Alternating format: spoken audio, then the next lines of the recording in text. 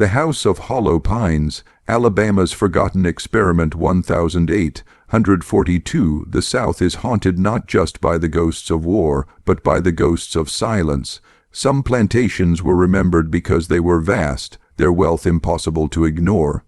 Others became ruins romanticized in postcards and nostalgia.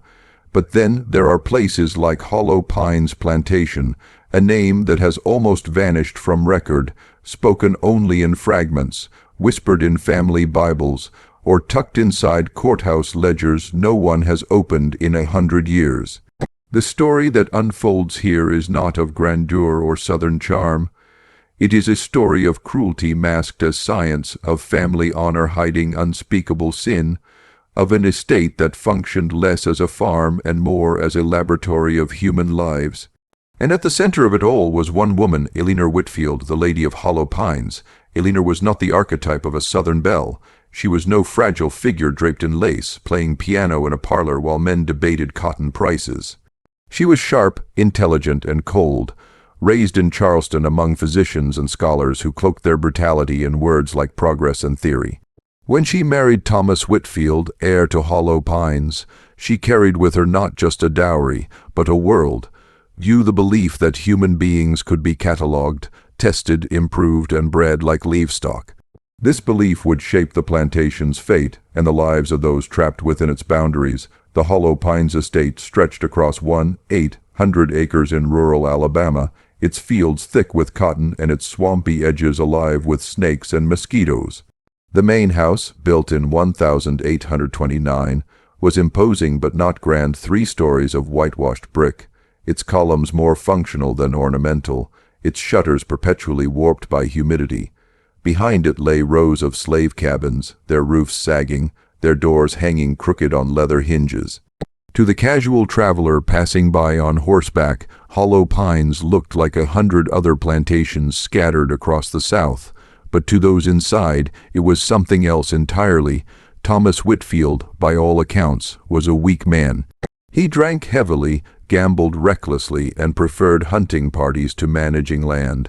The true power of Hollow Pines belonged to Eleanor. She kept the books, oversaw the slaves, negotiated debts with merchants in Montgomery. She also kept notebooks, hundreds of pages of observations about the people she owned, written in the meticulous style of a scientist. She documented pregnancies, illnesses, work capacity. She recorded the physical traits of children, noting which had lighter skin, which had straighter noses, which were fit for house service, and which were field stock. To Eleanor, enslaved people were not human souls. They were a population to be managed, measured, and manipulated. The horror began slowly. At first, Eleanor's obsession was with longevity and endurance.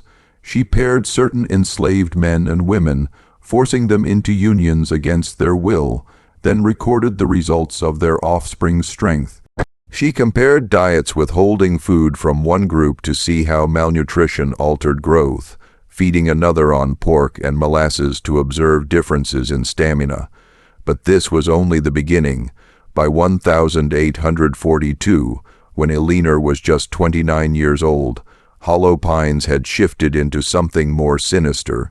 Surviving records suggest she began experimenting with family pairings, forcing related individuals to reproduce under the belief that refined bloodlines would create stronger, more controllable slaves. She cloaked her methods in pseudoscientific justifications borrowed from medical journals of the time, but underneath was a grotesque truth. Eleanor was building a breeding program in the shadows of her plantation. This was not whispered gossip among neighbors. To the outside world, Hollow Pines was simply another cotton estate. The Whitfields hosted Sunday dinners, sat in the front pew at church, paid their dues in county politics. But behind the facade, entire generations of enslaved families were being reshaped, stripped of dignity, their most private bonds violated in the name of Eleanor's experiment. The enslaved people of Hollow Pines carried this terror in silence. Their names survive only in fragments: Isaiah, Ruth, Clara, Samuel, and baby Mercy. They lived in fear not just of the whip, but of being chosen for Eleanor's pairings. Mothers wept as children were taken from them, sent into other cabins for nights they could not refuse. Fathers learned to harden their faces as their families were broken and rearranged. Every birth was recorded in Eleanor's ledger, every death noted with detached precision. The cabins themselves bore witness. One woman, Ruth, was said to carve tiny marks into the wooden beams of her quarters for every child born under Eleanor's program. Visitors decades later would describe finding rows of scratches, nearly 200, before the wood finally collapsed from rot. Each mark was a life counted not as a soul, but as a specimen. By the early 1840s, hollow pines had already produced whispers that reached Montgomery. Some merchants noted that Whitfield slaves seemed unusually uniform in appearance, many lighter-skinned, many sharing the same sharp cheekbones and broad shoulders. Rumors spread, though no one dared confront Eleanor directly. Plantation society depended on discretion. As long as debts were paid and cotton shipped, neighbors looked the other way. And yet, within Hollow Pines itself, resistance simmered.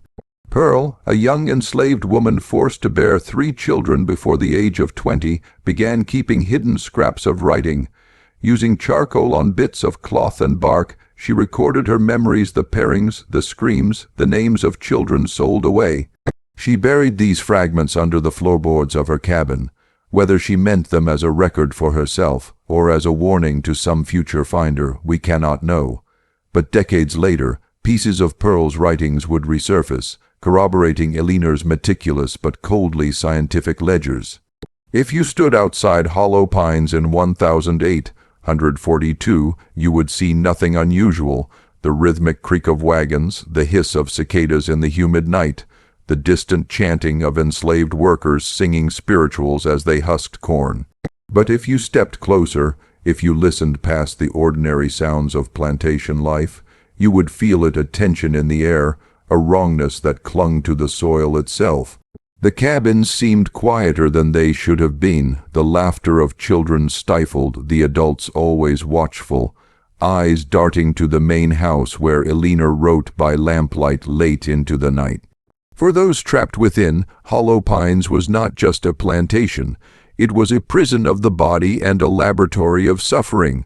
And for Eleanor Whitfield, it was her legacy, an attempt to play God with human lives, to prove a theory no one asked for, to validate a cruelty the world would not confront until it was too late. What began at Hollow Pines in 1842 would echo far beyond the fields of Alabama. The documents Eleanor left behind, her ledgers, her coded notes, her cold arithmetic of human breeding, would one day surface, forcing future generations to confront the horror. But in that moment, in that year, the truth lived only in whispers, in scars, and in the hollow eyes of those who endured. This is part 1 of the story of Hollow Pines, a place where horror did not come in the form of ghosts or folklore, but in the form of human ambition unchecked by morality. A place where history buried its shame beneath pine needles and silence, and it is only the beginning. The House of Hollow Pines, inside the experiment 1843-1846. To understand what happened at Hollow Pines, you must step inside the logic of Eleanor Whitfield. She did not see her work as cruelty. In her own mind, it was order, discipline, the pursuit of knowledge. She wrote in her ledgers as if she were cataloging livestock, her handwriting neat and deliberate, as though tidiness could disguise atrocity. One entry dated March 14, 1843 reads, pairing, Isaiah with Clara, female with narrow hips, male broad shoulders. Observe whether progeny inherits width or constriction. Reassign if no conception by midsummer. Another, scrawled months later, Ruth unfit for fieldwork, relegate to breeding, favorable eyes, skin lighter than kin, keep for house stock. The words are chilling because of their detachment. No mention of human suffering, no recognition of lives shattered. Just notes, calculations, adjustments like a scientist tuning instruments. And beneath those words were real bodies, real families, torn apart. The Whitfield cabins became chambers of grief. Nights were the worst. Eleanor sent overseers with orders, this man to that woman, this girl to that boy, with no regard for kinship. Some resisted. Isaiah, a strong man in his 30s, once refused to enter Clara's cabin when commanded. The overseer beat him with a hickory rod until his back split open.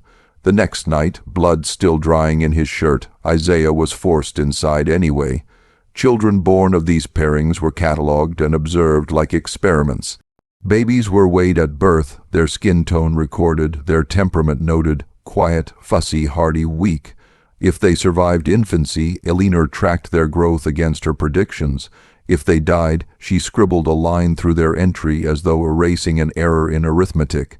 Pearl, one of the young women under Elinor's gaze, carried more pregnancies than her body could endure.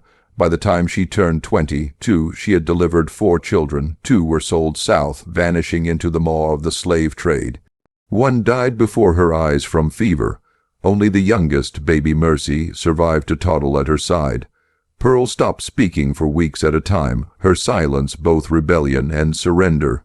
She etched prayers onto scraps of bark with charcoal, burying them beneath her floorboards, as if words hidden in the earth might outlast chains.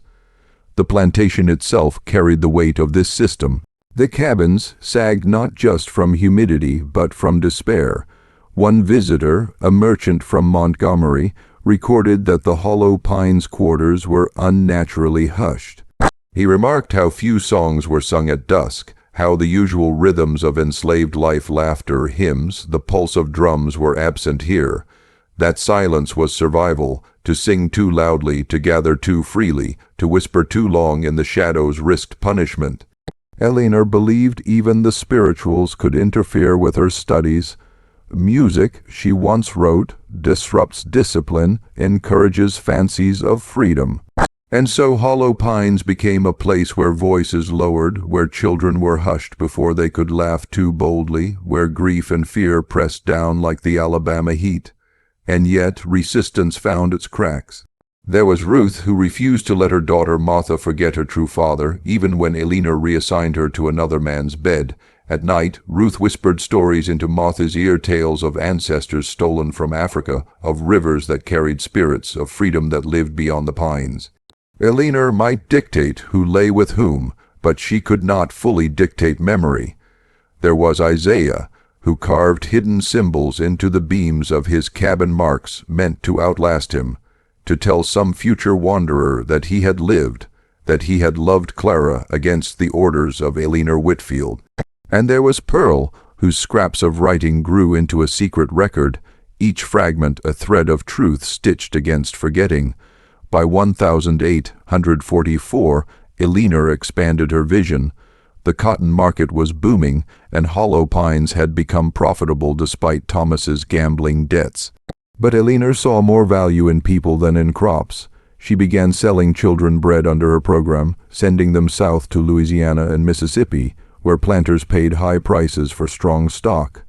Her ledgers coolly note these sales: male child 2 years, stout build, $310. Female 5 years, light complexion, $275. Behind each figure was a mother's scream, a father's hollow stare, a cabin left emptier than before, but Elinor did not hear those sounds, or if she did, she taught herself not to. In her diary, she once wrote, "The cries of women are natural but transient. Progress demands sacrifice. Posterity will understand. The enslaved people of Hollow Pines lived in a constant state of dread." Every pregnancy carried terror. Would the child survive? Would the child be sold? Would the child be forced into Elinor's system before they could even speak? Women prayed not to conceive, though their prayers went unheard. Men carried shame for children they did not choose, families they could not protect, and yet, beneath this despair, life persisted. Martha, Ruth's daughter, grew into a lively child despite it all. She darted between cabins, her laugh a rare sound on the plantation. Pearl taught her to trace letters in the dirt, a forbidden act but one that gave Martha a glimpse of another world. Isaiah and Clara, though forced together, found a kind of solace in one another's presence. Even in chains, love flickered like a candle against the dark, but Elinor's reach stretched beyond Hollow Pines. She corresponded with physicians in Charleston and Savannah, cloaking her atrocities in academic language. In one surviving letter, she describes her work as a contribution to the science of improvement, a demonstration that African stock can be shaped toward refinement. Her peers responded with interest, sometimes with admiration. No one called it monstrous. In the 1840s South, what Elinor was doing was not supernatural, not unthinkable. It was simply hidden, tucked behind the facade of plantation respectability. That is the true horror. Not the idea of one deranged woman experimenting in isolation, but of a culture that allowed it, a system that looked away as long as the cotton kept moving down river. By 1846, hollow pines carried an atmosphere that visitors could not quite name. One northern traveler described the place as oppressive in spirit, as though the very air refused to move. He stayed only one night, claiming he heard a child crying near the cabins long after midnight, though when he investigated, he found no child awake. Was it imagination, or was it the sound of grief so deep it seeped into the soil, echoing through the pines even when mouths were closed? For those who lived there, the answer did not matter. They knew Hollow Pines was cursed, not by ghosts, but by memory.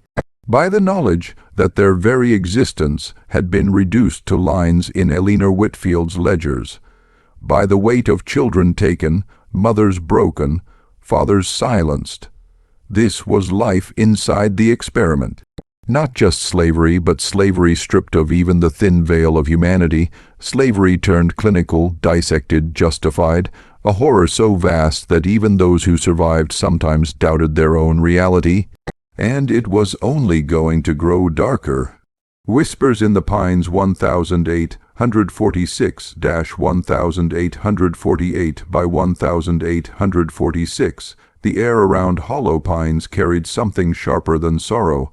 It was not just grief anymore, it was tension, a silence that pressed against the chest, a watchfulness in the cabins, a sense that something unseen had begun to stir. Elinor Whitfield, who once carried herself with absolute composure, began to show the strain. Her ledgers grew messy, her handwriting jagged. She wrote furiously at night by candlelight, the wax dripping onto pages until words blurred. Sometimes she crossed out entire entries with black ink, muttering that her calculations were contaminated. Her children noticed. Young Samuel, then 13, had begun to drift away from her gaze. He was not like Thomas, the absent father lost to debts and cards. Samuel was his mother's shadow, quiet, curious, often seen following her into the quarters at dusk, observing her methods. Elinor called him my apprentice. But Samuel's silence was not obedience, it was calculation. The enslaved community whispered about him. They said Samuel's eyes lingered too long, unblinking, as though he were memorizing faces like entries in a book. They said he stood outside cabins at night, listening to the muffled cries within. Pearl swore she once woke to find him staring through the slats of her window, his pale face ghost-like in the moonlight. If Elinor's cruelty was orderly, Samuel's was curious. He asked questions no child should ask. He cornered Isaiah one afternoon near the well, demanding, "Does it hurt when the whip bites skin? Does it feel like fire or like ice?" Isaiah spat in the dirt, refusing to answer. Samuel only smiled, murmured, "I'll find out myself," and walked away. The enslaved people began to dread his presence even more than Elinor's. A child could not yet wield full power, but he carried the promise of it and the chill of what he might become. Elinor's program deepened, but cracks spread. Miscarriages rose, infant deaths multiplied, women's bodies broke under the weight of forced conception. Elinor recorded it all with mounting frustration. Third loss in 2 seasons, pattern unclear, variables uncontrolled, suspect interference. She began to suspect the enslaved of conspiring against her experiment. Food portions were reduced. Overseers were ordered to patrol more harshly. Anyone caught praying or singing after dark was whipped for insubordination. The cabins, once only silent, now trembled with fear. Yet resistance persisted, quiet but deliberate. Ruth, whose daughter Martha was now 8, began teaching her not just stories, but warnings how to listen without being seen, how to hide things in the dirt, how to move silently through the pines. Pearl's scraps of writing multiplied, passed secretly between trusted hands, each word a weapon disguised as prayer, and Isaiah, scarred and weary, began to speak in whispers of escape. He traced paths in the dust with his finger, quickly wiping them away before overseers approached. The north seemed impossibly far, but even the thought of it was fire in the dark. Elinor sensed this resistance but could not name it. Her paranoia turned inward. She began locking her ledger drawers, hiding keys in her skirts, muttering that someone is contaminating the records. At night, she paced the halls of the Whitfield house, lantern in hand, her silhouette flickering across the walls like a restless spirit. One evening, Martha, playing near the big house, overheard Elinor arguing with Samuel. "Elinor, you must obey. You must see this through." "Samuel, I do see. I see what you refuse to." "Elinor, and what is that?" Samuel, after a pause, "That they hate you, that they hate us, and that one day they will rise." Martha never told anyone what she heard. But years later, when she was an old woman, she said that was the moment she knew Samuel was more dangerous than his mother. By 1847, Hollow Pines had earned a reputation. Neighbors whispered about the plantation's unnatural quiet, about the strange pale boy who walked the grounds with a notebook in hand. One planter joked at a gathering in Montgomery, "There's something in those pines, a sickness or a ghost." Another replied, "Not a ghost, a curse." And yet, Elinor still received visitors, men of science, physicians curious about her program.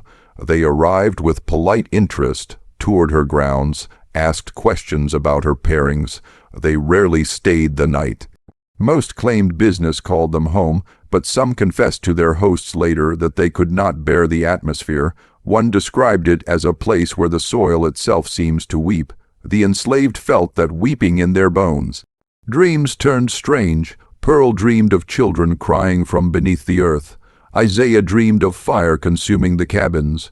Ruth dreamed of Martha walking free under a sky without pines.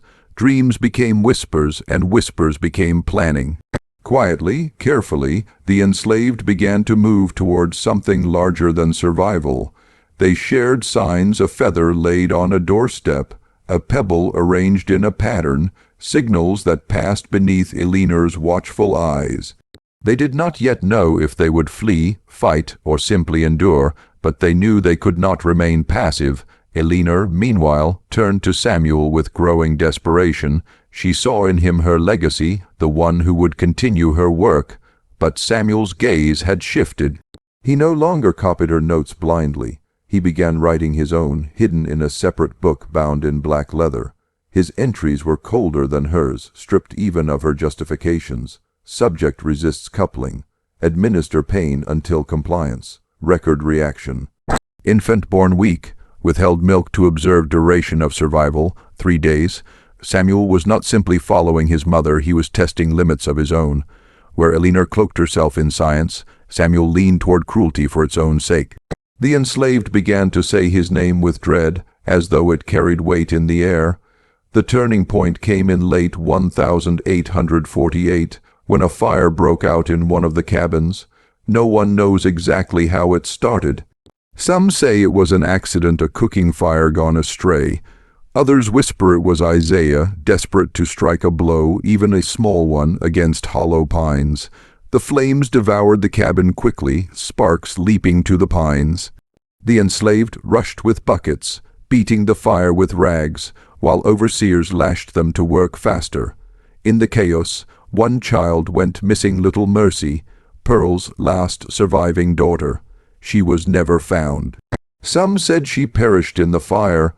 Others believed she was taken, perhaps hidden, perhaps spirited away by forces beyond human hands. Pearl broke that night. Her screams carried across the plantation, wilder than anything heard before. Elinor recorded in her diary, hysteria among the women, one lost a child, weakness must be culled. But Pearl's grief was not weakness, it was the seed of something that would grow.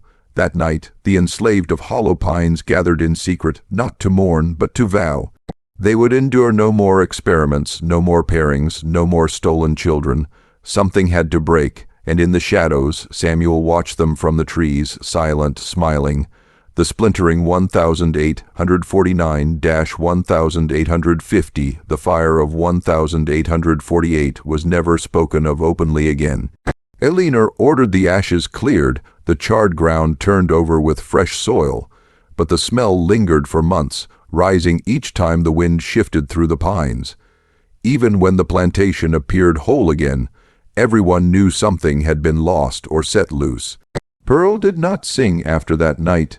She kept to herself, moving through the quarters with a silence that frightened even the other women. Some whispered that she had gone mad. Others said madness was simply what survival looked like when grief had hollowed you out. Isaiah grew restless, his eyes darting always to the tree line, always calculating. He had begun teaching the younger men how to move without sound, how to carry water without spilling, how to breathe so lightly that even the dry leaves beneath the pines would not stir. He never called it training, but that is what it was, and Martha Ruth's daughter grew sharper. She watched everything, said little. Her mother braided her hair at night, whispering lessons that were half lullabies, half warnings. The enslaved were no longer just surviving, they were preparing. Inside the big house, Elinor felt the shift too. Her diary, once precise, had turned into frantic scroll. The ledger no longer followed neat columns. Instead, she filled the margins with accusations. Interference is constant. Someone contaminates results. Treachery in the quarters. Treachery in the blood. Her paranoia bled into daily life. Overseers were told to search cabins at random, overturning straw mattresses, prying up floorboards. Small caches of food were found, little scraps of cloth or feathers, charms hidden in the dirt. Elinor called them signs of rebellion. Her punishments grew harsher.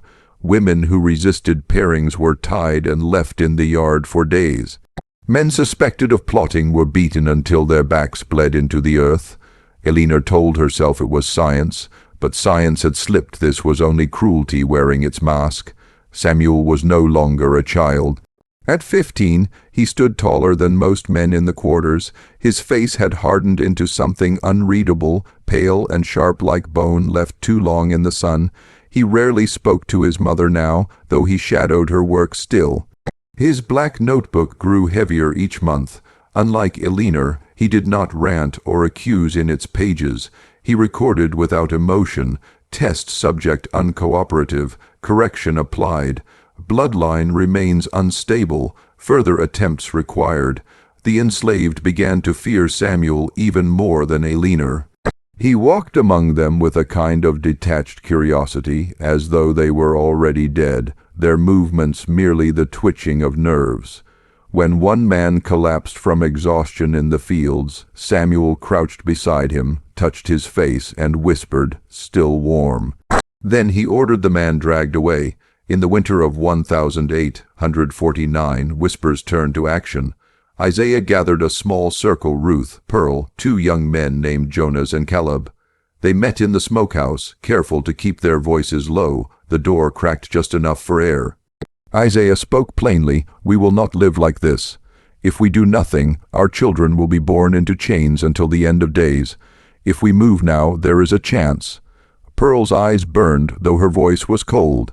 "My child is gone. If I cannot free her, I will free myself." Ruth said nothing, but her hand rested on Martha's shoulder, firm and trembling. It was agreed. When the next fire was lit in the fields, a signal they would strike. Not to win, not to conquer, but to break free, to scatter into the woods, to vanish into the night. But freedom does not hide easily under the gaze of madness. Elinor sensed the currents swirling beneath her. She did not know the details, but she knew something was coming. She wrote in her diary, "The pine woods whisper treachery. Even the soil resists. My son sees what I cannot. He will finish what I began." She began speaking of Samuel as if he were not her child but her successor, her chosen heir to hollow pines. She told him openly, "When I am gone, you must keep the line strong. Do not falter." Samuel only replied, "I will keep it stronger than you ever imagined." By spring of 1850, the tension snapped. It began with small acts of defiance, tools broken on purpose, livestock let loose in the night, crops spoiled by hands that moved unseen. Elinor raged, but the more she punished, the stronger the defiance grew. Then one humid night in June, Isaiah lit the fields. The flames rose like a beacon against the sky, devouring the rows of cotton Elinor had cultivated so ruthlessly. The enslaved moved under the cover of smoke, slipping into the woods in 2s and 3s. For a moment it seemed possible freedom if only they could outrun the pines, but Samuel was waiting. He had seen the signs, the glances, the hushed movements. While Elena raged in the burning fields, Samuel circled into the woods, cutting off the path north. When Isaiah and Jonas emerged from the smoke, Samuel stood before them with a rifle in his hands. "Go back," he said softly, "or you die here." Isaiah raised his chin. "Better here than under you." The shot cracked through the trees. Jonas fell. The woods erupted in screams, the attempt at freedom scattering into chaos. Some ran deeper into the pines. Some were caught by overseers waiting at the edges.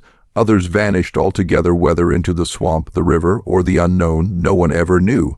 By dawn, Hollow Pines was half empty. Those who remained were broken, forced back into the quarters. Elena wrote only one line in her diary that day. "Interference corrected." Line continues. But the truth was not correction, it was collapse. From that night onward, Hollow Pines was never the same. The air carried the smell of smoke long after the fields were replanted. The silence of the quarters was no longer submission but despair. And in the shadows, Samuel's presence grew. He had killed his first man.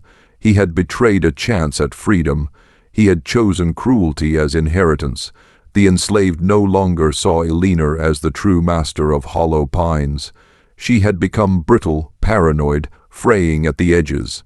The real terror now wore the face of her son, and in secret Samuel began writing not just of the enslaved, but of himself. One bloodline must remain unbroken. Sacrifice is necessary. My mother was correct, but she is not strong enough. I will be. The splintering had begun. The enslaved were shattered between those still trapped and those who had vanished into the night. Elena's grip faltered. Samuel's grew, and the pines, tall and unyielding, seemed to lean closer with each passing season, as though listening, as though waiting. The Anatomy of Control 1851-1853, the years after the uprising, were marked not by silence, but by something heavier. Hollow Pines had always been cruel, but now it was broken. The cabins felt like hollow shells. The singing was gone. The laughter of children had been replaced by whispers cut short whenever a shadow passed. Elena believed she had survived the worst. She told herself that the fire and the deaths were evidence of her system's strength. Even in rebellion, the weak fall away. The line remains. Her diary, however, betrayed the truth. The entries grew more fragmented, her hand more erratic. They vanish into the trees. Some never return. Some return with madness in their eyes. The pines devour what is not mine. Her science had become superstition. Samuel, by contrast, grew sharper. At 17, he was no longer a boy, but not yet a man, though in cruelty he had surpassed both his mother and the overseers. He no longer followed Elena into the cabins. He entered them alone. His black notebook was with him always. Unlike Elena's volumes, which rambled into paranoia, Samuel's notes were cold and deliberate. Test of endurance. Subject denied food for 7 days. Observed degradation of strength, speed of collapse. Test of lineage. Pairing unsuccessful. Infant weak. Eliminated. The enslaved whispered his name with dread. To them, Samuel was not a master in training, but something worse. A predator who studied suffering as if it were scripture.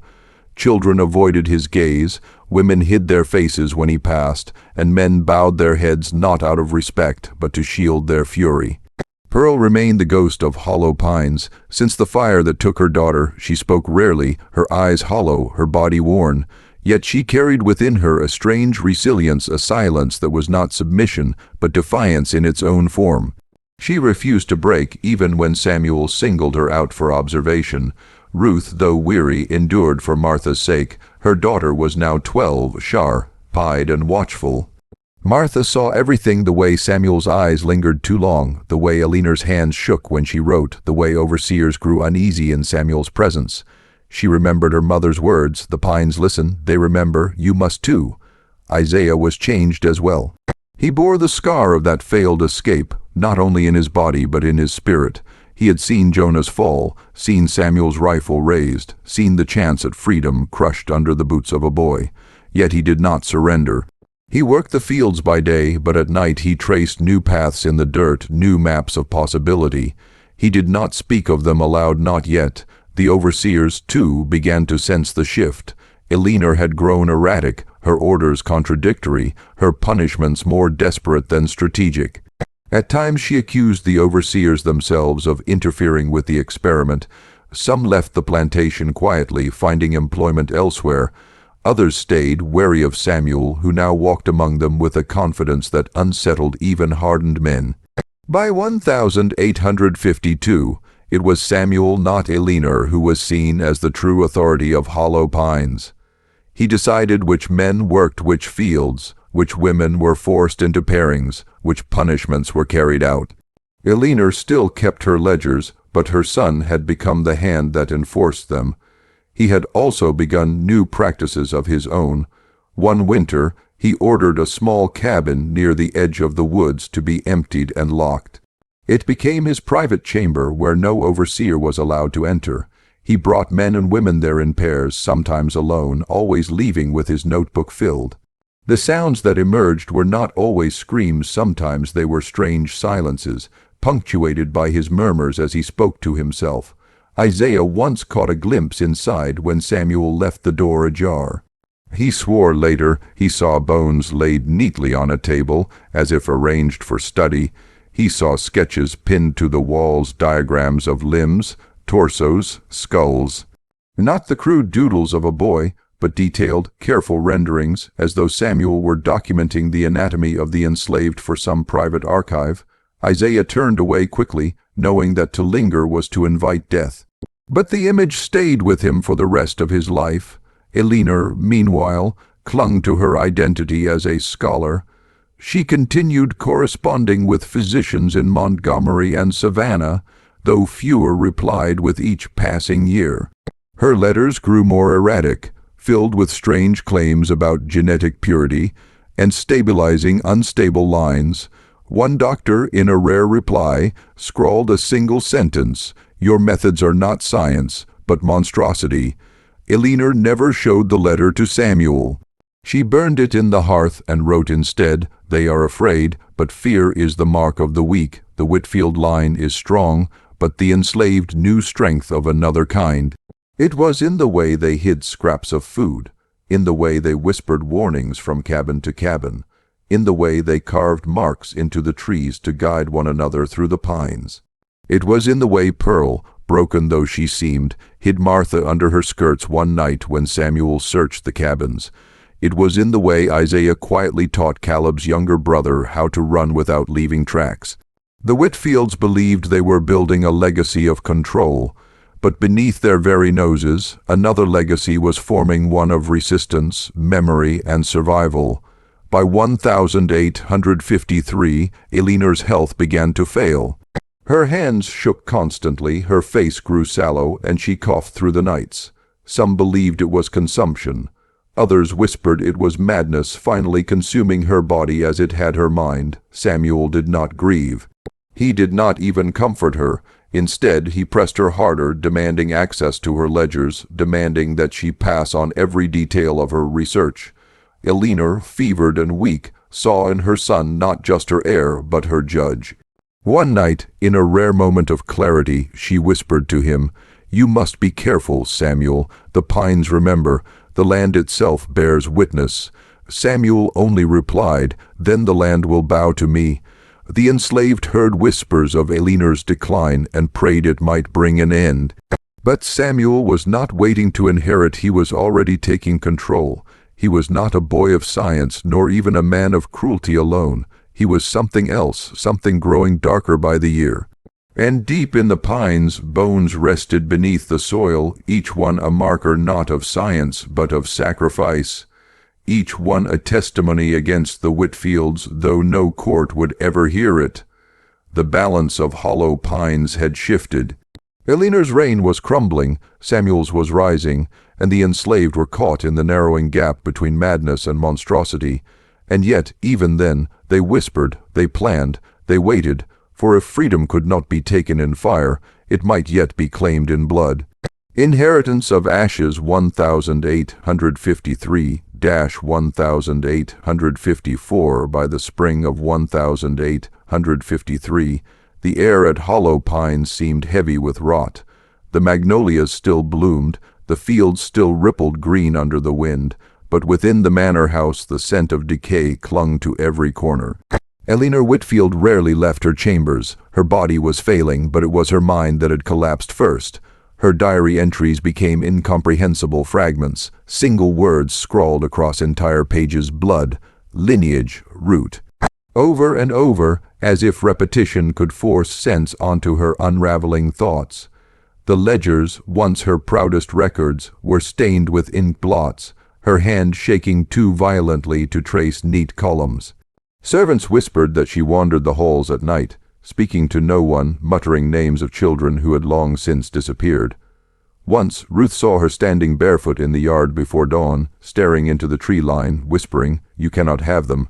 They belong to me." It was Samuel who found her and led her inside. To those watching, it seemed like the tender act of a son, but Samuel's grip on her arm was too firm, his smile too sharp. In truth, Elinor had already been replaced. Samuel now oversaw every corner of Hollow Pines. He had assumed control of the ledgers, the fields, the cabins, the punishments. Overseers deferred to him. Even the most brutal among them found his cold precision unsettling. He kept meticulous records, but unlike Elinor's, his lacked any trace of doubt. Trial 17. Subject collapsed under exposure, noted point of failure. Trial 18. Pairing resulted in weak infant, terminated. Trial 19. Isolation prolonged. Subject ceased singing after 11 days. To Samuel, each life was data, each scream, each broken body, a number he could fit neatly into the columns of his book. The Whitfield experiment had begun as Elinor's mania, but now it had become Samuel's purpose. The enslaved felt the shift immediately. Under Elinor, there had been cruelty tempered by unpredictability. Her punishments were harsh, but her weaknesses could sometimes be used against her.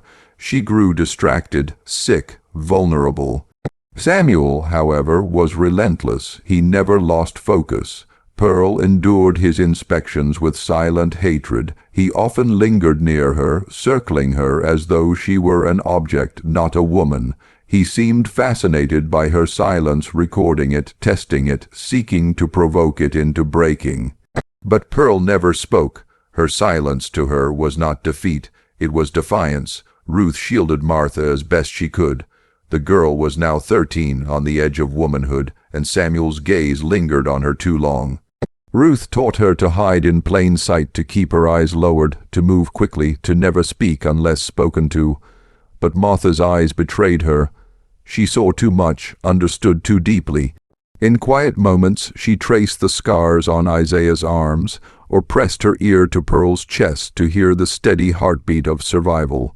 She was learning, even if Ruth feared what that knowledge might cost. Isaiah, still scarred from the failed rebellion, worked in silence by day. By night he studied Samuel's routines. He saw which cabins he visited, how long he stayed, what tools he carried. He etched those observations into memory, not onto paper, for he knew Samuel would find any scrap. Patience was his weapon now. By late 1853, Elinor's decline accelerated. Her cough worsened, streaked with blood. She spent entire days staring into the empty hearth, muttering half-formed prayers. She grew gaunt, her once fierce presence withered. One evening, as Samuel read over her ledgers in her chamber, she lifted her head and whispered, "You've taken everything from me."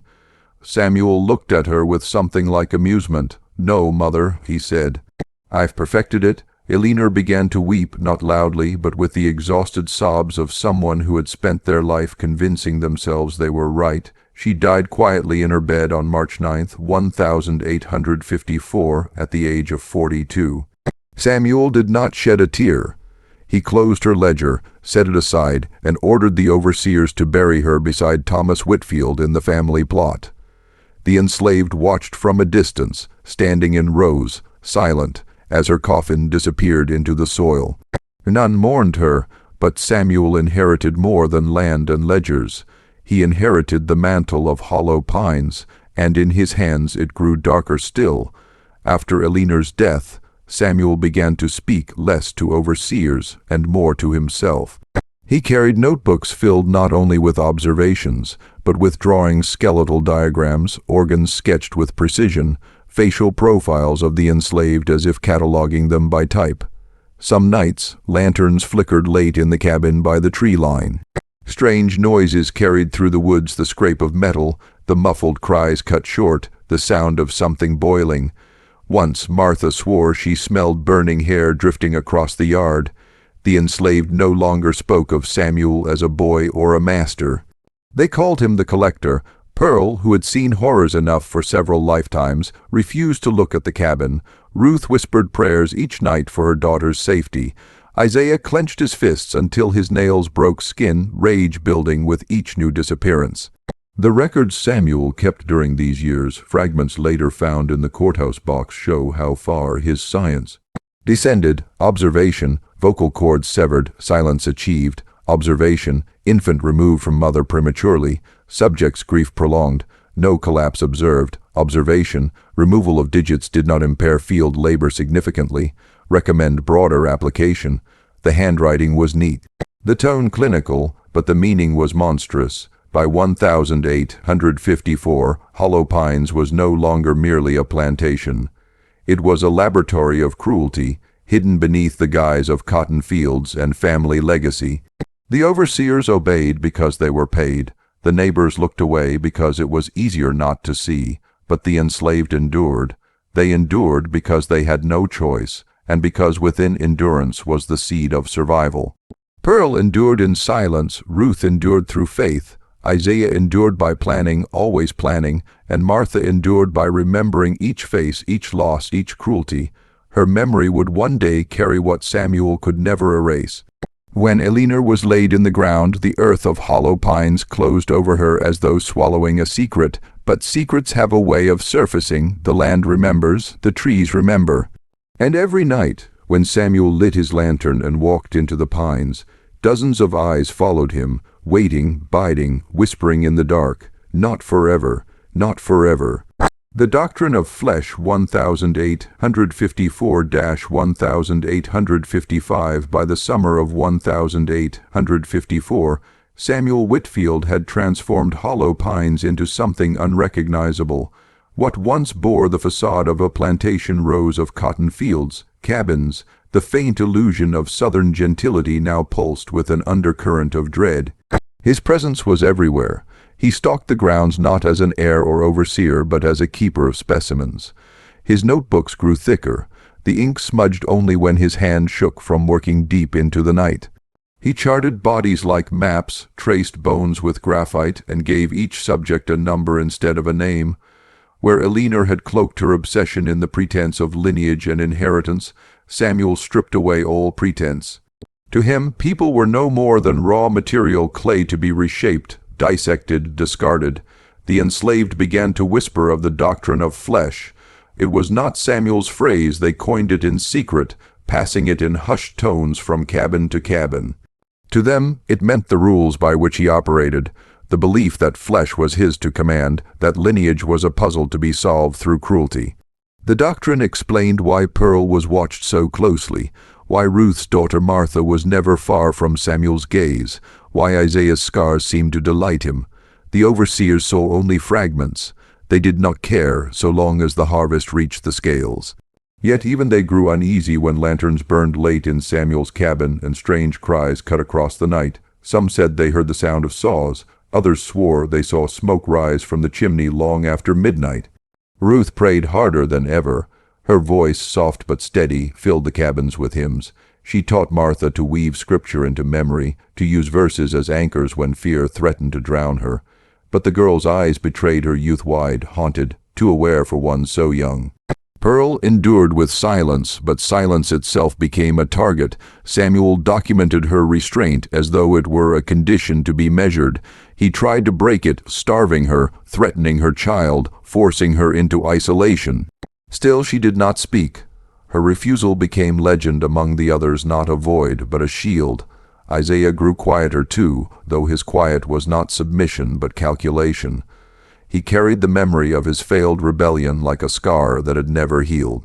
He knew now that direct violence could not prevail against Samuel's precision, so he studied instead.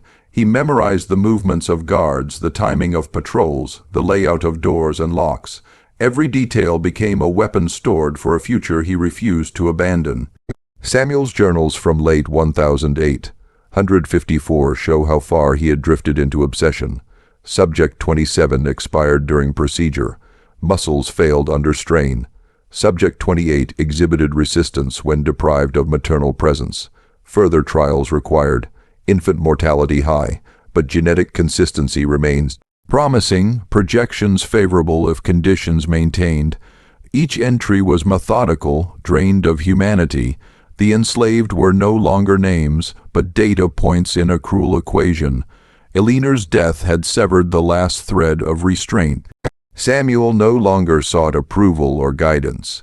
He considered himself the architect of a new order, one built not on tradition but on experiment. He spoke less to the overseers and more to himself, muttering theories under his breath. He drew diagrams of spines, skulls, and hands, marking them with measurements as though human life could be perfected like machinery. In the evenings, he sometimes stood at the edge of the fields, staring into the cabins. His gaze lingered on the children. He believed the future lay in them, pliable, unformed, easier to shape than their elders. Martha felt his eyes most keenly. At night she told Ruth that she dreamed of running, of forests that closed behind her like a gate. Ruth listened, stroked her daughter's hair, and whispered that the Lord would not abandon them. But even her prayers trembled now. By 1855, Samuel had tightened control over every aspect of life at Hollow Pines. Food rations were adjusted at his whim, marriages were forbidden unless he approved them, and those approvals were always strategic. He assigned children to tasks with the care of a farmer breeding animals for desired traits. It was in this year that the enslaved began to meet in secret more often, not to plan rebellion, not yet, but to preserve themselves. They taught one another coded songs, verses that carried warnings when Samuel drew near. They buried messages in the cadence of their work songs, in the clap of hands, in the pauses between words. They built a second language beneath the one Samuel could hear. Isaiah was at the center of it. He did not raise his voice that had once doomed him. Instead he whispered. He taught Martha where to stand when guards passed, how to listen for the jingle of keys, how to keep secrets even from those who might betray under pain. He shared pieces of knowledge, never all at once, as though weaving a net that would take years to pull tight. Pearl's silence became part of this hidden resistance too. Her refusal to speak turned into a model, a reminder that survival sometimes meant giving nothing to the oppressor. The younger ones learned from her how to hold back words, how to keep their thoughts guarded behind still faces. Meanwhile, Samuel's obsession with bloodlines deepened. He ordered careful records of births and deaths, pairing and repairing enslaved couples according to his designs. Some resisted, but punishment was swift. Others complied outwardly but found ways to subvert his system, taking risks in secret to keep their own bonds alive. The enslaved mothers carried the heaviest burden. They knew their children were not seen as children but as numbers in Samuel's ledgers. They rocked them to sleep with songs heavy with sorrow, praying that survival might outlast cruelty. One fragment from Samuel's 1855 journal, later recovered, speaks volumes. Inheritance is not the keeping of names, but the correction of errors. The blood is clay, the mind is malleable. Only through discipline can perfection emerge. They are resistant now, but resistance is temporary. I am patient, I will wait. To Samuel, patience was not mercy but calculation. He believed time was his ally, yet in the cabins, patience carried another meaning. For Isaiah, Ruth, Pearl, and Martha, patience meant enduring until the moment came to act. Not this year, perhaps not the next, but someday. The pines that ringed the plantation seemed to absorb all of it, Eleanor's whispers, Samuel's mutterings, the cries from the cabin, the coded hymns of the enslaved. The trees swayed in the night wind like witnesses who could not speak, but the land itself felt restless, as though it knew that the soil was soaked with too many secrets, too much blood. Samuel called it inheritance. The enslaved called it torment. The earth itself called it something else entirely, unfinished. The harvest of silence 1856. By the winter of 1856, hollow pines bore no resemblance to the plantation Thomas Whitfield once built. Its fields still stretched wide and green, its cabins still stood in careful rows, but something deeper had taken root. What Eleanor began in secrecy had become Samuel's obsession in full bloom. The estate was no longer merely a place of labor. It was a crucible of pain, a machine designed to turn lives into data, grief into charts, silence into doctrine. The enslaved spoke of the cabin of lanterns, the small wooden structure at the edge of the pines where Samuel worked. It never went dark. By day, the shutters were drawn, hiding whatever lay inside. By night, its windows glowed lantern, light flickering across the tree trunks, casting long, unnatural shadows. Sometimes screams leaked through the boards, rising and falling until they ended in a silence more terrible than the noise itself. No one was permitted near. Overseers stood guard with rifles, though even they shifted uneasily, muttering that the doctor's son was touched by madness. But Samuel needed no one's approval. His power came from wealth and from fear, and both were abundant. Ruth tried to shield Martha from the worst of it.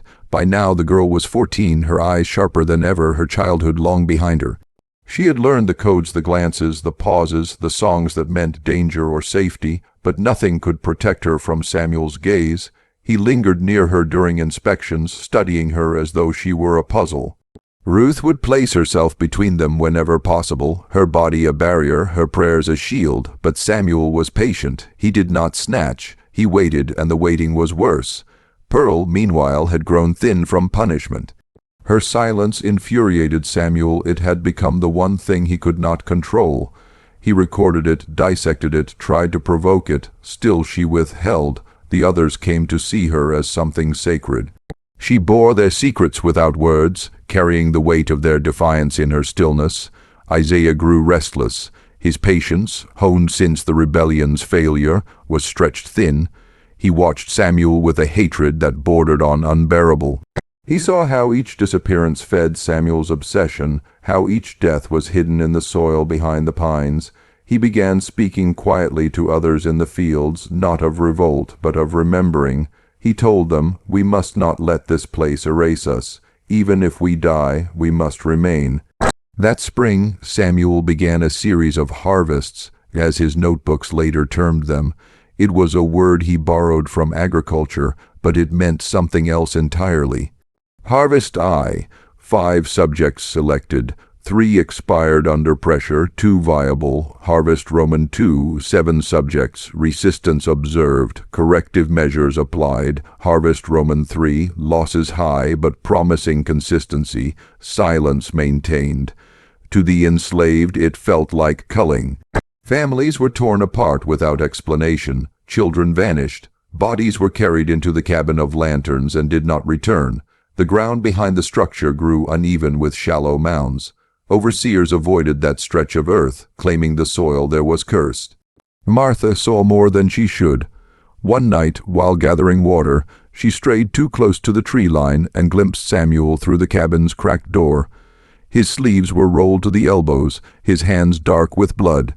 On the table before him lay something she could not fully see, but she caught enough, a small hand, limp, too still to belong to the living. She fled, heart-pounding, but the image seared itself into her mind. She told no one, not even Ruth, but the knowledge hollowed her.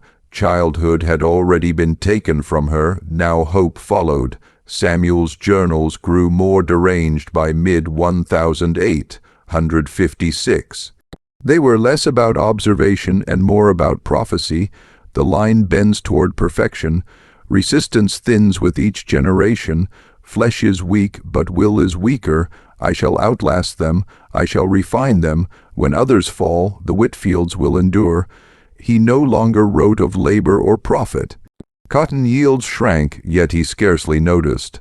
The plantation's original purpose wealth had withered.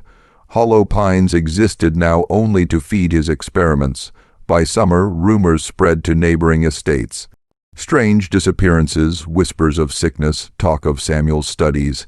Some neighbors questioned him at gatherings, but Samuel smiled coldly and deflected with talk of improving stock and discipline. Few pressed further. Wealth insulated him, fear silenced the rest. Inside hollow pines, however, the enslaved were forced to live with the truth. They moved like shadows, speaking only in code, hiding their grief in work songs. They buried their dead in unmarked patches of soil, praying over them in whispers. They knew Samuel saw them as nothing more than figures in his ledger, but among themselves they clung to names, to memories, to the stubborn insistence that they were human.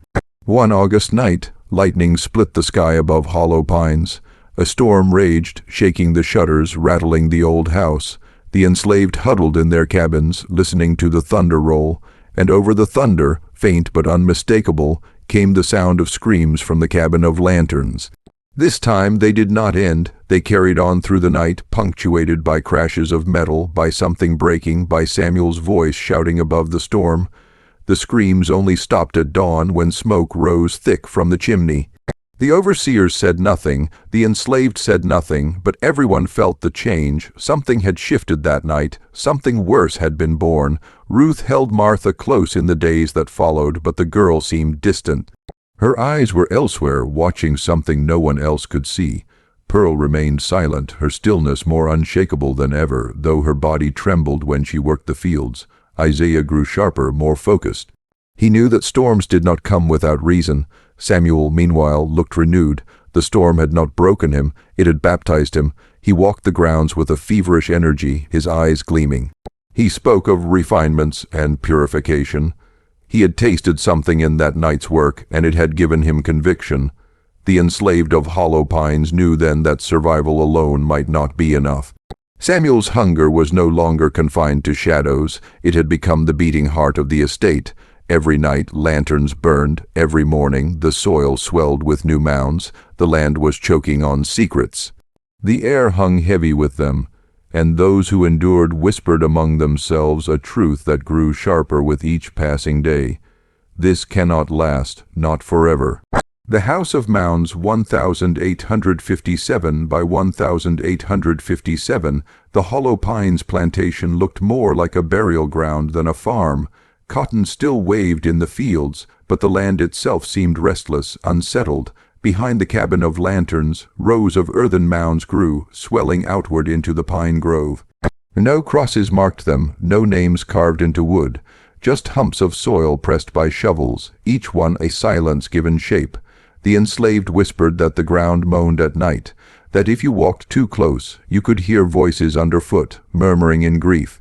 Overseers dismissed it as foolish talk, but even they avoided the pine grove after sunset. Samuel, however, was not afraid. He walked there often, notebooks in hand, murmuring to himself, as if the mounds answered him in a language only he could hear.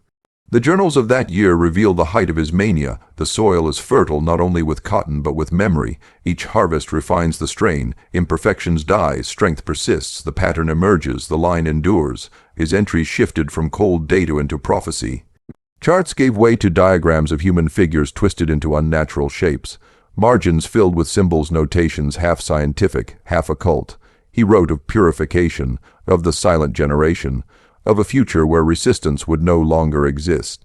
Within the quarters, fear tightened like a noose. Mothers clung to their children, fathers grew desperate, reckless. Isaiah's voice became steady, his words heavy as stone. "We are already dying," he told them in hushed tones. "If we stay quiet, we vanish into his book. If we speak, maybe we vanish faster, but we remain ourselves. They can't erase that." Ruth wept at night, holding Martha, who was now nearly grown. The girl had become watchful, her silence rivaling Pearl's. But unlike Pearl, Martha's stillness was not resistance, it was study. She observed Samuel with unblinking eyes whenever he crossed the yard, as though memorizing him. Pearl herself had wasted to skin and bone. Her silence remained unbroken, though Samuel pushed harder. He ordered whippings, starvation, isolation. She endured. He seemed both maddened and fascinated by her refusal. In his journals, he wrote, "Subject P resists beyond calculation. She denies language, denies submission, yet does not revolt. Her silence is not weakness, it is armor. Perhaps silence itself is the refinement I seek." The breaking point came in the spring of 1857. Samuel initiated what he called the Great Harvest, a mass culling unlike the smaller experiments before. Dozens were taken from the cabins under cover of darkness. Families clawed, begged, screamed, but rifles silenced them. The taken were marched to the cabin of lanterns. The enslaved left behind sat awake all night, listening. First came the screams high, piercing, endless. Then the pounding, like fists on wood, like bones breaking. Finally, firelight poured from the chimney, thick and choking, carrying with it the smell of burning flesh. When dawn came, the grove was swollen with fresh mounds. The air above them hummed with flies. That day, Ruth collapsed in the fields, her body racked with sobs she could no longer hold. Isaiah carried her back to the cabins. Martha followed, pale and silent, her eyes hollow. Pearl did not weep. She sat in the shade, staring at the pines, her lips pressed so tightly they had gone white. Isaiah knew then that waiting had ended. Hollow Pines was not a place of survival anymore. It was a machine that would consume them all. He began whispering plans again, not of rebellion, but of escape. Small groups moving north by night, following the hidden network of Quaker safe houses. It was dangerous, failure meant death, but staying meant worse. Yet Samuel seemed to sense it. He grew paranoid, pacing the house at night, ordering tighter patrols, accusing overseers of disloyalty. He slept little, his eyes sunken, his hands trembling from ink and blood. He scribbled endlessly, his notebooks filling faster than ever. The work cannot be interrupted. The line is close to completion. Outside forces must not interfere. Escape will not be tolerated. Every seed must remain in the soil of Hollow Pines until perfection blooms. One night in late summer, Martha disappeared. Ruth woke to find her daughter's pallet empty, her shoes gone. Panic split her chest. She ran to the grove, to the cabins, to the fields, screaming Martha's name. Overseers found her before dawn, dragging her back. Martha returned at sunrise, not with escapees, but walking behind Samuel himself. Her face was unreadable, her hands bound. Samuel announced to the enslaved that she had been caught trespassing near the cabin of lanterns. He said no more. He did not need to. The message was clear. Even their children were not beyond his grasp. Ruth begged for mercy. She threw herself at Samuel's feet, clawing at his coat, offering her life in place of Martha's. Samuel only watched her, eyes glittering with detached curiosity. "You misunderstand," he said. "Your child is no subject of punishment. She is a subject of promise. The next stage requires youth, endurance, purity. She will outlast you." Ruth screamed until her voice cracked. But the overseers pulled her away. Martha was led into the cabin of lanterns, the door shut. She was never seen again. The enslaved knew then the truth. Samuel's vision was not for the present, but for the future. He was not content with tormenting them. He wanted generations' children shaped, broken, refined into something that would bear his name long after his death. The mounds behind the cabin were not graves. They were foundations. That winter, the enslaved began carving secret marks into the walls of their cabins, small crosses, half-moons, coded lines of song. It was their way of refusing erasure, of insisting they had lived. Pearl, frail but unbroken, scratched names into splinters of wood, hiding them beneath floorboards. Isaiah whispered routes of escape into children's ears, though most were too terrified to try. Ruth, hollow with grief, became a prophet of despair, warning others, "He will not stop. He will eat us all. The soil is his altar. We are his offering." Samuel, meanwhile, wrote with feverish certainty, "Hollow Pines is not a farm. It is a forge. The silent ones will rise from this place, unbound by weakness, unbroken by rebellion. They will endure the centuries, and history will thank me." His handwriting grew jagged, his ink blotched with sweat. Pages smelled of smoke and blood, yet he believed every word. The year closed with snow on the ground, rare in Georgia, pale against the black earth of the mounds. The enslaved stood in silence, watching flakes drift down, covering the graves, softening their cruel shapes. For a moment, the land looked peaceful, almost beautiful, but beneath the snow the soil shifted, and beneath the soil lay voices that would never stop whispering. Hollow Pines was no longer just a plantation. It had become a tomb that breathed. The last ledger 1858-1958, by the spring of 1858, Hollow Pines was less a plantation than a mausoleum. Cotton grew thin in the fields. The overseers muttered about dwindling yields. The enslaved grew gaunt, their numbers halved, yet Samuel pressed on, convinced that what he called the work outweighed profit. His journals from that year read more like scripture than science. The world cannot see yet, but one day they will understand. Blood is clay, suffering is fire, out of the furnace comes perfection. He slept in the cabin of lanterns now, abandoning the big house, which had grown drafty and decrepit. By night, light leaked from the cracks in the cabin's walls, a glow too steady to be fire, too pale to be candle. Voices seemed to travel with the smoke, faint and sorrowful, riding the night air across the fields. The enslaved avoided the grove altogether. Even Isaiah would not go near it. Only Pearl dared, thin as a shadow, walking close and leaving offerings of herbs and stones at the threshold. She never knocked, never spoke, only left them, as though feeding something that must not starve. By midsummer, Samuel had stopped pretending to farm. Wagons no longer hauled cotton to market. Instead, wood and stone were dragged toward the pine grove. He built low walls around the mounds, encasing them. From a distance it looked like a fortress rising, though within it was little more than earth piled high and sealed with lime. He called it the foundation of the new house. The enslaved whispered that it was not a house at all, but a shrine or worse, a prison to hold what he had made.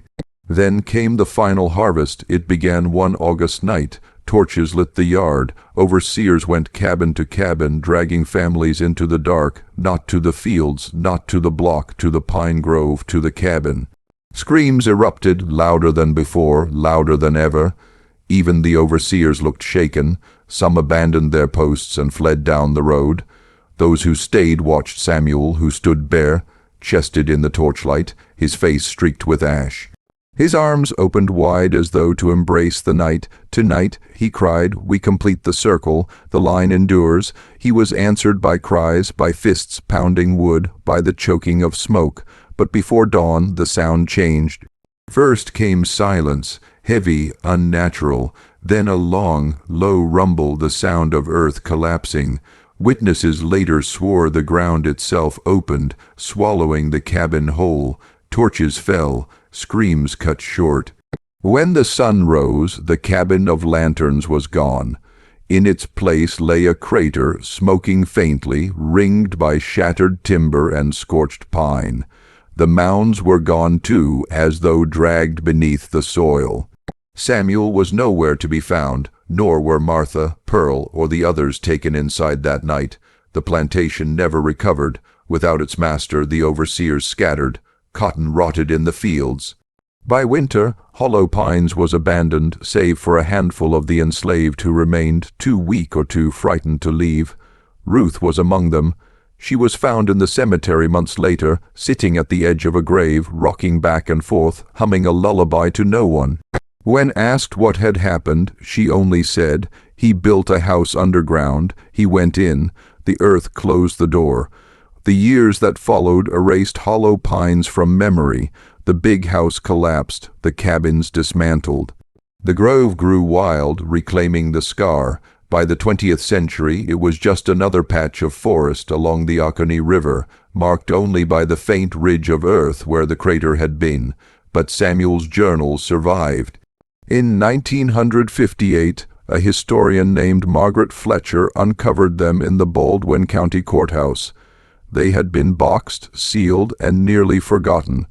When opened, the pages were brittle, ink-faded but legible. They revealed the full horror of Samuel Harrow's project. Breeding charts, anatomical sketches, pages of data scrawled alongside scripture. Like ravings, the records of Pearl, Ruth, and Isaiah, each noted coldly in the margins. At the back of the final ledger, one line stood out, written in a hand more jagged than the rest: "The soil is full. When the door opens, the silent ones will walk." Fletcher published her findings in 1960, and controversy erupted. Some dismissed the work as exaggeration. Others accused her of sensationalism. But the documents were real, the handwriting matched. the plantation's existence confirmed in land records. Descendants of Samuel's kin tried to suppress the study. They failed. Slowly, hollow pines entered the historical record, a case study in pseudoscience and human cruelty. Yet the site itself remains unmarked. No plaque, no memorial. The land is swallowed by forest. Hunters say the ground there is uneven, soft underfoot.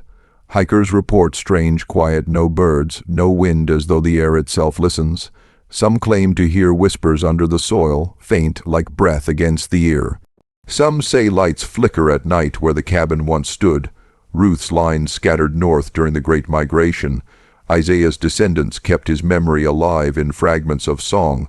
Pearl left no children, only silence. Martha's fate was never recorded.